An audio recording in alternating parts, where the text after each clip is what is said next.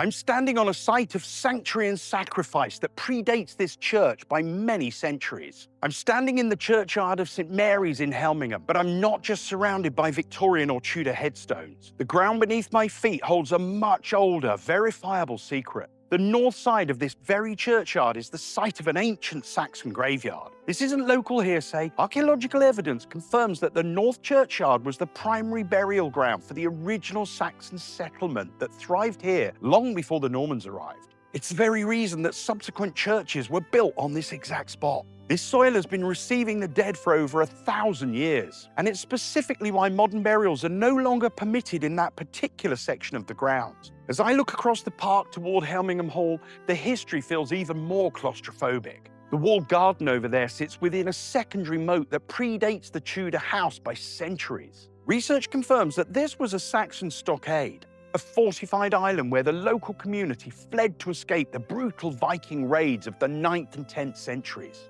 Whilst I'm standing on the consecrated ground where they buried their kin, that island across the water was their place of desperate survival. When those garden walls were being renovated in the 1740s, workers uncovered the physical remains of those who didn't survive the sieges. It's long been said that the ancient yew trees I can see in the park were planted as grim markers for these forgotten Saxon dead, intended to pin their spirits to the earth. There's a tragic link between this churchyard and the hall that still resonates in the local lore. In the 1800s, a young woman betrothed to a Tollemache was so broken by his accidental death that she attempted to drown herself in the nearby water. She survived the attempt but lost her mind, spending her remaining years wandering the path between this church and the hall's drawbridge. She was searching for a man who was already buried right here beneath the ground where I'm standing. Visitors still report a figure in grey moving through the trees between the church and the lake, always vanishing just as she reaches the boundaries of this graveyard. Standing here at Helmingham means I'm at the intersection of a millennium of Suffolk history. From the Saxon stockade to the royalist vaults beneath the chancel, the air is thick with the presence of people who refuse to leave this land. When you hear the wind through the oaks around here, you're not just hearing the weather. You're hearing the echoes of a village that has been watching over this park since before the Doomsday Book was ever written.